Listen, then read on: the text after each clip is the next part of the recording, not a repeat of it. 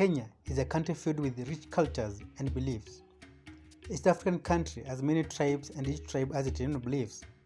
Although many cultures and beliefs have been swallowed by their modern religions, some people still maintain their spirituality, and one of the most fascinating tribes are the Ameru. Ameru are a Kenyan Bantu-speaking group found in Mount Kenya region.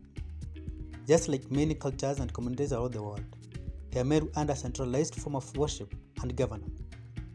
Contrary to the beliefs that monotheism or the worship of one god came from Western culture, the Ameru have always been monotheistic. For a fact, many Kenyan communities have always been monotheistic even before the introduction of Islam or Christianity. Most of the Western world religions were not initially monotheistic, as they worshipped many gods before they turned to the worship of one god. Ameru traditionally believed in God called Murungu, Baba Wetu. The god of Ameru could not do any harm and was a good god and a good father who, though no sin, provided and always fought for his people. God always stayed and lived among his people. This god of Ameru, through his representative Mogwe, who led his people out of slavery. Ameru were enslaved by the great people and served as slaves for many years before they got out of captivity, led by Common Jewel.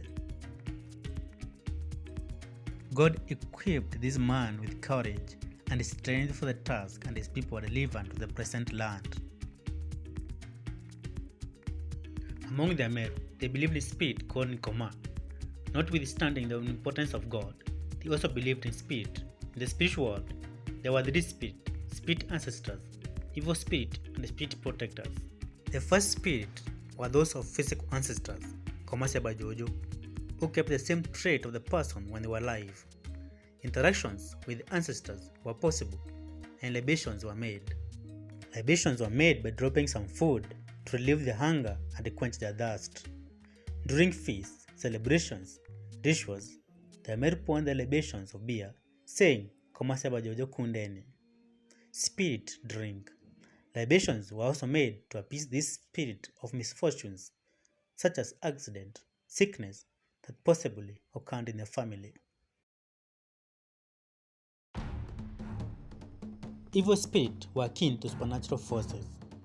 These spirits were not human and unknown, and mostly viewed to be dangerous. They were enemies of the living. The spirits were referred and still referred to as Satan. These spirits were believed to live in the woods. The living were supposed to avoid the spirit and where they lived. Mostly Marians used to deceive the evil spirit using various means, such as when a child died, the next child was named after an animal, such as lion or ombiti.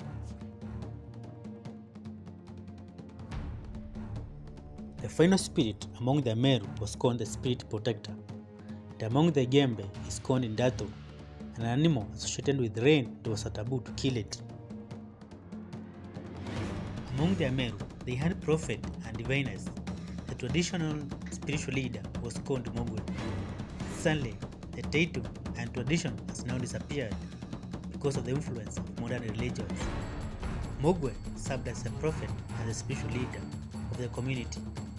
The story of Mogwe began as a leader who God talked to and facilitated the escape from slavery. This is when they were enslaved by the red people. The role of Mogwe is said to be hereditary, and one aunt to train one of his sons. The primary role of Mogwe was to lead the people in dealings with God. He did so by praying for rains, harvest, and grazing. He also did sacrifices whenever a crime by the community needed a blessing of God. According to Ameru, Mogwe had direct contact with God. He also used his knowledge to make medicine, heal, incantations, and rituals. Being a diviner, he is mainly concerned with predicting the natural events. In any beliefs, both ancient and modern, they all thought about what happens when people die.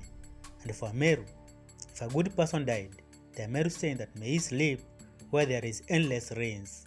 If a bad person died, they said, where he went, he will never build a house, but wander with construction materials on his shoulders. The death of a good person was not seen as a rupture in daily life, but marks a successful end to one particular cycle of life, and is a natural order of things.